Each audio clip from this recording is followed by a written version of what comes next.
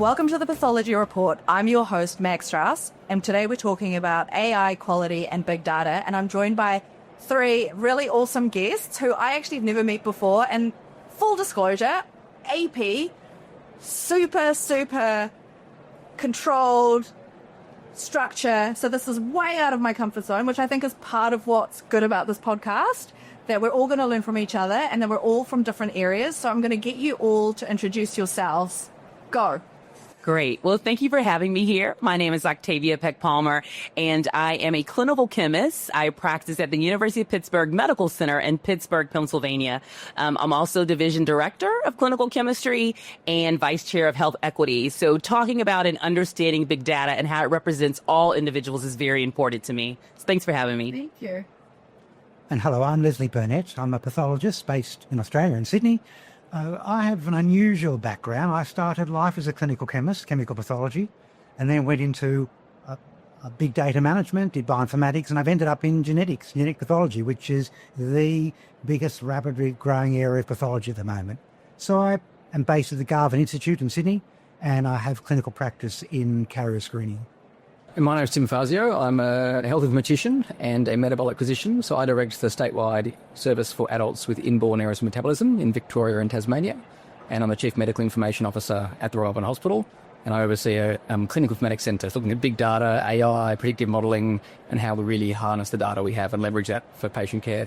I think we've got the right mix of speakers here. And I was going to say, I do have some questions that have been prepared for me because I don't know anything about this. But I just wanted to, for everybody out there who doesn't know about AI and big data, I've only just been introduced to AI really recently, like with Perplexity.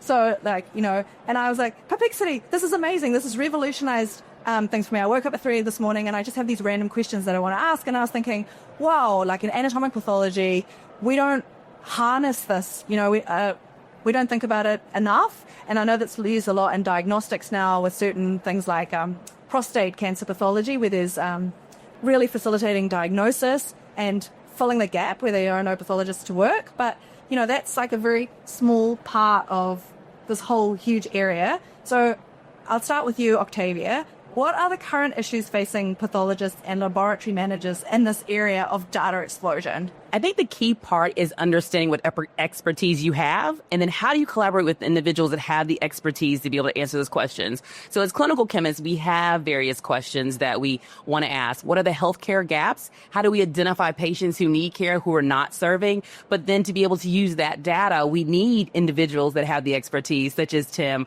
to be able to help us with harnessing that data.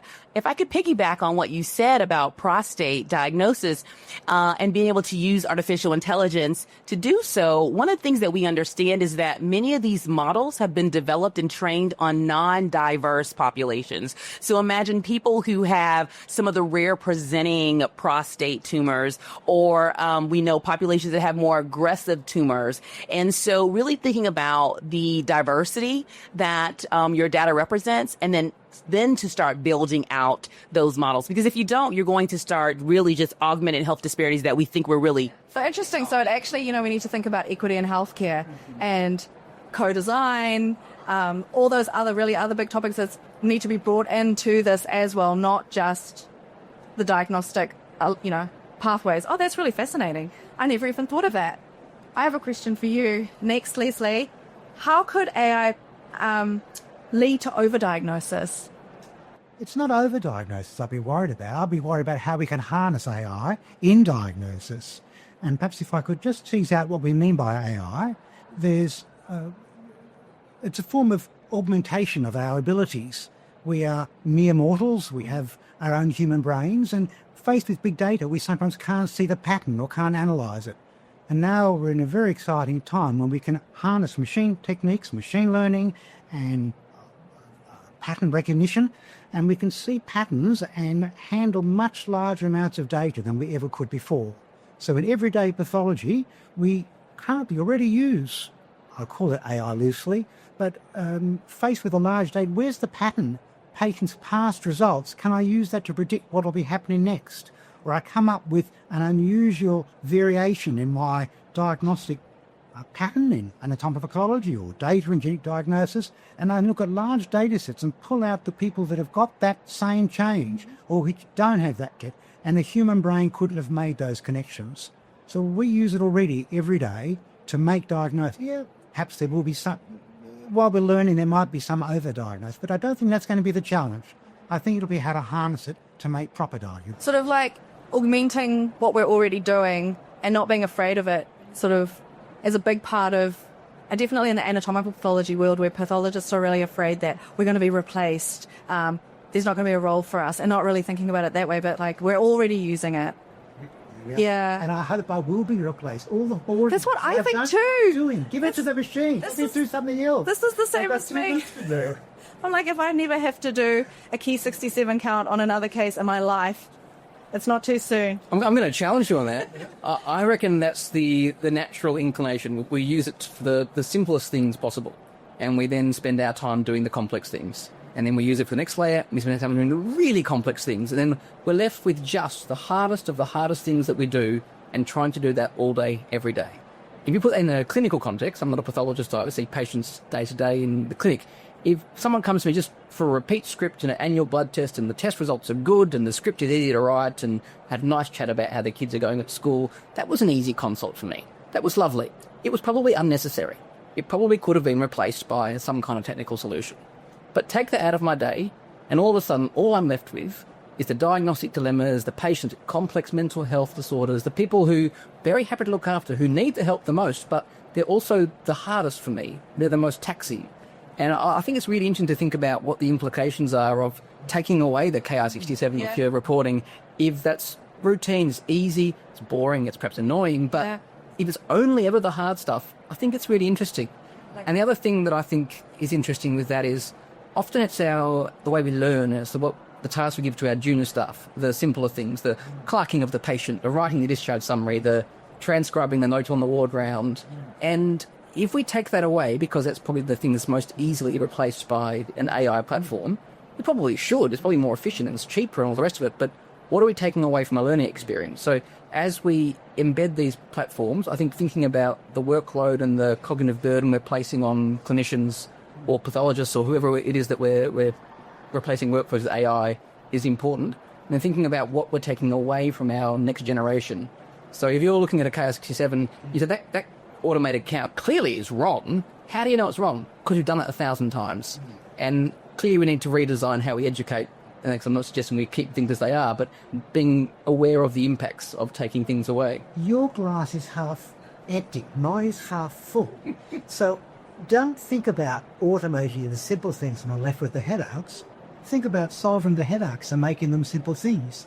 Then all your interactions can be usual. I'm actually very positive about AI, so don't get me wrong. I'm also very half full. But I think there's a lot of considerations as we roll out these things that perhaps weren't front of mind when we rolled them out that we need to think through. So human nature, you don't want to also de-thrill yourself, right? Because if you're only doing the easy things, you get bored with your work and then you're constantly seeking out something else. So, I mean, I'm definitely a thrill seeker. I know it's a juxtaposition, but I just went to the talk earlier today, from the Faculty of Science about, looking at testing and rare genetic disorders. And I was just thinking, I want to be part of something that's new. I want to be part of something that discovers something new, and it's like you need a balance of, you can't just be doing the boring, easy things because then you're de-thrilled, you disengage from your work, you don't enjoy it. But at the same time, there are these things that we can't compute and we can't do, and we want to be able to do to be able to treat patients and improve healthcare and increase access and equity and all these things. And that's sort of something, I guess, where AI comes into it. Can I get back to your earlier question about overdiagnosis? I think it's really interesting. So if we say AI, we kind of look more at a machine learning, predictive model type thing, then much like a pathologist would test, you set an arbitrary cutoff. You choose a sensitivity and specificity. Is that test designed never to miss anybody or only to definitely include people? Do we need a 2-tier? Is it like a screening test or is it a diagnostic test? And models are no different. So we could say, do you know what, I can predict every patient with sepsis if I just make sure that anyone with a fast heart rate, a fast breathing rate, or elevated white cell counts, great, I'm not going to miss anybody. But I'm going to include everybody who's post-operative, everybody who's in labour, everybody who's had a trauma. And so we can overdiagnose with machine learning models. It's no different to setting a threshold for a troponin for a heart attack or anything else. The higher up that threshold gets, the more confident we are it genuinely was a myocardial infarction, and the more we're going to miss those. Yeah. So I think it's not that we can overdiagnose or we might underdiagnose. I think we've got a set of performance metrics in machine learning models that we can tweak for the right situation. In some situations, we want to be more sensitive. In others, we want to be more specific. And maybe we need to have multi-tiered approaches like we do in routine pathology.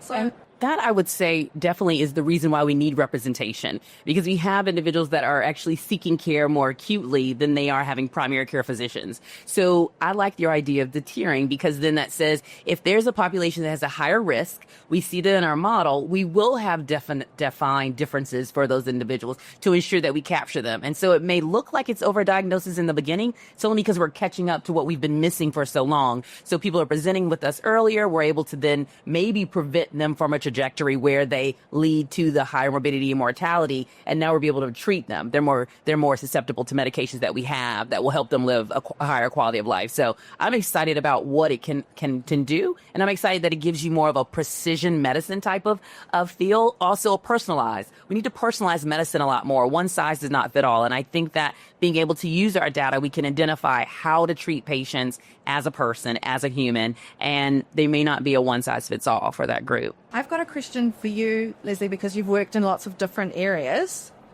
Do you think AI can be used in all disciplines in pathology? Oh, absolutely. Yeah, absolutely. Name a discipline that it can't be used.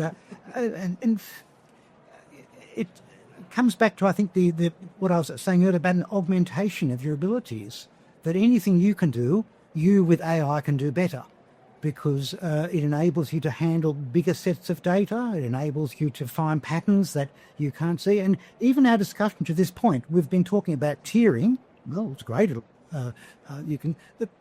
AIs or a large machine augmentation may be able to find patterns that we never suspected were there. It may allow us to solve a problem in an innovative way that we didn't think was possible. We won't know until we get to the point. Yep, every branch of pathology. There's another way of looking at it. With the explosion of knowledge and improvement of healthcare, we're all aging, getting older, there's not going to be enough of us around. And it takes a long time to train a professional specialist in medicine. There are more coming through the system. So our only hope is to harness these machines to enable us to cope with the increased volume with the fewer number of people available. So absolutely the yes on all counts. Octavia, I've got a question for you. I don't know if this is something that you guys, I mean, maybe you think about this all the time, but the potential issues with data ownership. So in New Zealand, where I'm from, our Indigenous population, Maori, do have a lot of, they really do want to own data. So for example, if we want to upload information, I don't know if you're familiar with methylation profiling for brain tumors. So when we do the methylation profiling and we upload data from that profile to an international classifier, so it's web-based, even though no tissue is leaving the country, the data is leaving the country, and it's going to be looked at by someone who hasn't been involved or any kind of collaborative way with the Maori community. And so we do really have to seek consent for data sovereignty and where it's going to go. So I was just wondering if I'll ask each of you about this, what you think about data sovereignty. I'll start with you, Octavia. Yes, I mean, that is very important. And in the U.S., we've seen what happens when individuals take tissue samples.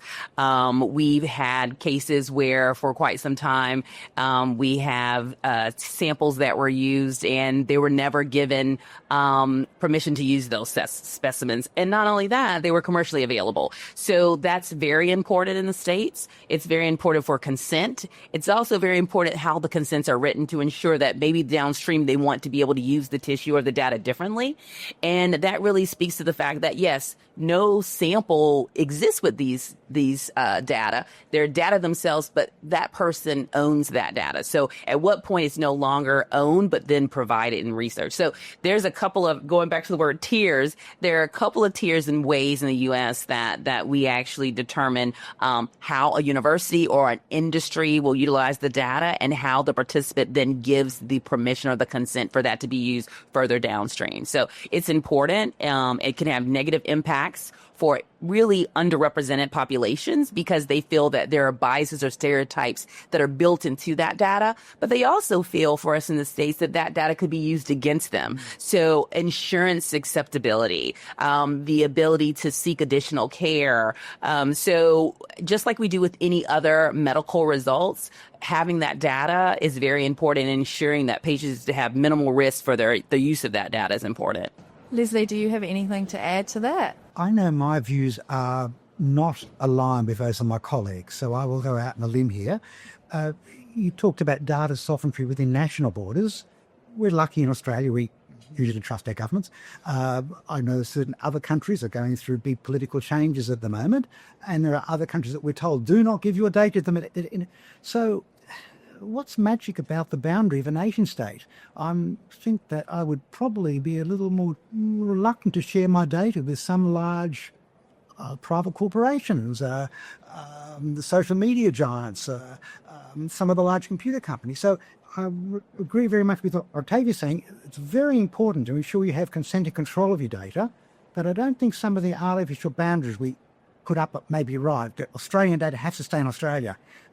Well, there are some very reasonable places to go outside and some very suspect places in Australia you might not want it to go, and particular groups within the community might be uncomfortable with sharing it with others. So cultural safety really around this as well, you know? Individual safety, cultural safety, national safety perhaps, commercial safety, that's a different question. Did you have anything to say about? Yeah, I think it's a fascinating topic. I agree with the idea of magical artificial boundaries. I think each state in Australia has decided that quite differently, particularly the way we've rolled out information systems. You know, in Victoria, we're a very decentralised, kind of federated model. Each hospital has their own system. That data belongs in the hospital, can't leave it. But you can see a patient's data that you're not looking after, and you don't because it's not ethical and it's not part of your policy. Whereas in other states, like Queensland, for instance, it's much more statewide. You can see anyone's data in the whole state, but you don't because it's governed by policy and ethics. And we've arbitrarily drawn fences around where this data can sit, which I don't think necessarily makes much sense to the average clinician or patient. I think ownership is a very separate thing. I mean, patients don't actually own a lot of their data in Australia under the law. Well, the health service does. They've got a right to access it. There's a whole bunch of ethical boundaries around what it can do and secondary use of it and things, but the actual ownership isn't necessarily even with the patient. Now, I'm not saying that's right, but that's how it is at the moment. And then I think if you ask patients, you often get two kind of almost opposing perspectives. How could you possibly use my data for research? Blah, blah, blah. What? You can't already see my data from my GP? I thought you could see everything already and it's already completely integrated, and I see both sides. And in my clinical practice, most of my patients with rare diseases are happy for their data to be used for almost anything because they so much want a cure. They want their kids to have a cure. They want people to understand more about their condition. And most of the people I see really opposed to the data sharing. It's a really small part of the communication society. And increased awareness, information can help. Do. With that. I do. I think in different cultural situations there will be different community expectations and different understandings, and I think it is the patient's data, and I think it's paramount that we chat with them and that they understand and that we come to a kind of shared expectation of what the secondary use of the data is. And I think most people that I would talk to, within reason, would be very happy for secondary use of their data. Well, I think that's coming to the end now. This has been really interesting. I've really, really enjoyed speaking to all of you. So thank you so much for joining me and enlightening me. You know, someone who knows nothing about any of this, and I've piqued my interest. I might go put some information into Perplexity and find out a little bit more.